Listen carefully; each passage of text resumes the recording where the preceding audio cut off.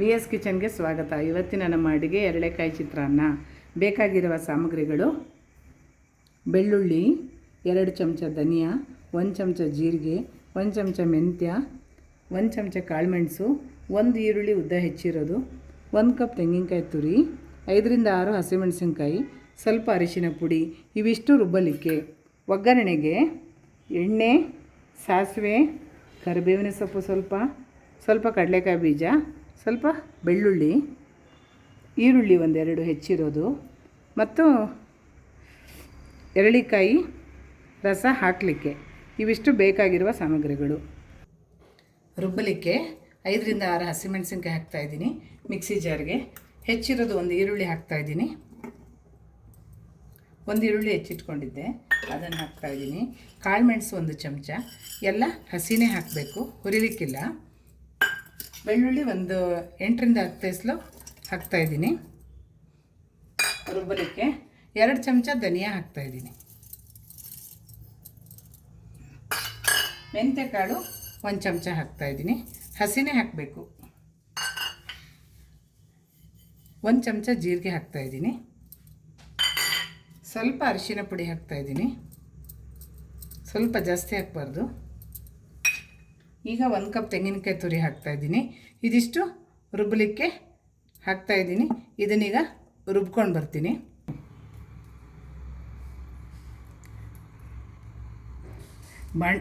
ಬಾಣಲಿಗೆ 4 ರಿಂದ 5 ಚಮಚ ಎಣ್ಣೆ ಹಾಕ್ತಾಯಿದ್ದೀನಿ.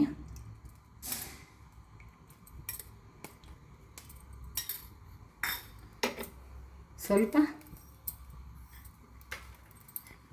ಕಡಲೆಕಾಯಿ ಬೀಜ ಹಾಕ್ತಾಯಿದ್ದೀನಿ. ಇದನ್ನು ಸ್ವಲ್ಪ ಫ್ರೈ ಮಾಡಿ ತೆಗೆದಿಟ್ಕೋಬೇಕು.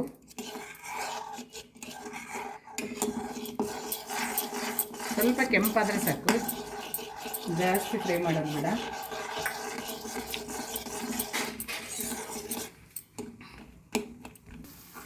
ಈಗ ಕಡಲೆ ಬೀಜ ಕೆಂಪಾಗಿದೆ, ತಕ್ಕೊಳ್ತಾ ಇದ್ದೀನಿ.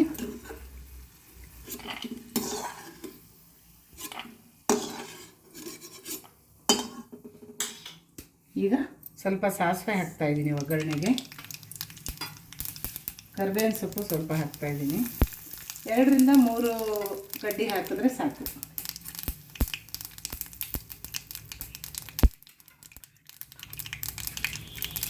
ಈಗ ಒಣಗಿದ ಮೆಣಸಿನ್ಕಾಯಿ ಹಾಕ್ತಾಯಿದ್ದೀನಿ ಒಗ್ಗರಣೆಗೆ.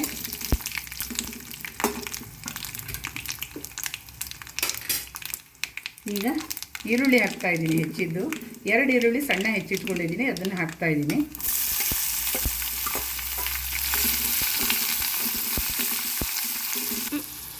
ಈಗ 1 ಗಡ್ಡೆ ಬೆಳ್ಳುಳ್ಳಿ ಜಜ್ಜಿದ್ದೀನಿ, ಅದನ್ನು ಹಾಕ್ತಾಯಿದ್ದೀನಿ. ಈಗ ರುಬ್ಲಿಕ್ಕೆ ಹಾಕಿ ಸಾಮಾನೆಲ್ಲ ಹಾಕಿ ರುಬ್ಬಿಟ್ಕೊಂಡಿದ್ದೀನಿ. ಇದು ಎರಳಿಕಾಯಿನ ರಸನ ತೆಗೆದಿಟ್ಕೊಂಡಿದ್ದೀನಿ. 1 ಕಪ್ ಅನ್ನನ ಬೌಲ್ಗೆ ಹಾಕಿಟ್ಕೊಂಡಿದ್ದೀನಿ. ಈಗ ಈರುಳ್ಳಿ ಎಲ್ಲ ಚೆನ್ನಾಗಿ ಕೆಂಪಾಗಿ ಫ್ರೈ ಆಗಿದೆ, ಬೆಳ್ಳುಳ್ಳಿನೂ ಫ್ರೈ ಆಗಿದೆ. ಈಗ ರುಬ್ಕೊಂಡಿದ್ದ ಮಸಾಲೆನ ಈಗ ಹಾಕ್ತಾಯಿದ್ದೀನಿ.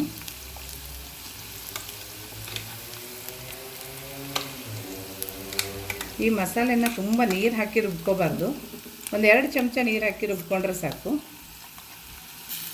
ನಾನು ರುಬ್ಲಿಕ್ಕೆ ಈರುಳ್ಳಿ, ಬೆಳ್ಳುಳ್ಳಿ, ತೆಂಗಿನಕಾಯಿ, ಹಸಿಮೆಣಸಿನಕಾಯಿ ಖಾರಕ್ಕೆ ಬೇಕಾಗಿರೋಷ್ಟು, ಮತ್ತು ಜೀರಿಗೆ, 1 ಸ್ಪೂನ್ ಮೆಂತ್ಯ, ಕಾಳುಮೆಣಸು 1 ಚಮಚ, ಅರಿಶಿನ ಪುಡಿ ಎಲ್ಲ ಹಾಕಿದ್ದೀನಿ. ತೆಂಗಿನಕಾಯಿನೂ 1 ಕಪ್ ಹಾಕಿದ್ದೀನಿ.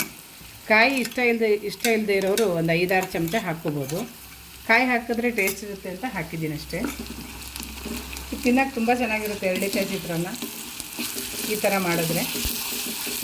ಈಗ ಈ ಮಸಾಲೆ ಹಾಕಿದ್ಮೇಲೆ 3 ರಿಂದ 4 ಚಮಚ ಚೆನ್ನಾಗಿ ಫ್ರೈ ಮಾಡ್ಕೋಬೇಕು. ಫ್ರೈ ಮಾಡಿದ್ರೆ ಟೇಸ್ಟ್ ಬರುತ್ತೆ. ಈಗ ಈ ಎರಳೆಕಾಯಿದು ಗೊಜ್ಜು ರೆಡಿಯಾಗಿದೆ. 4 ರಿಂದ 5 ನಿಮಿಷ ಫ್ರೈ ಮಾಡಿದ್ರೆ ಸಾಕು, ತುಂಬ ಜಾಸ್ತಿ ಮಾಡಬಾರ್ದು. 5 ನಿಮಿಷ ಮಾಡಿದ್ದೀನಿ. ಈಗ ರುಚಿಗೆ ತಕ್ಕಷ್ಟು ಉಪ್ಪು ಹಾಕ್ತಾಯಿದ್ದೀನಿ. ಈಗ ಉಪ್ಪು ಹಾಕಾಯಿತು. ಈಗ ಗ್ಯಾಸ್ ಆಫ್ ಮಾಡಿದ್ಮೇಲೆ ಎರಳೆಕಾಯಿ ರಸ ಹಾಕಬೇಕು. ಗೊಜ್ಜಿಗೆ ಮೊದಲೇ ಹಾಕಬಾರ್ದು, ಕಹಿ ಬಂದುಬಿಡುತ್ತೆ.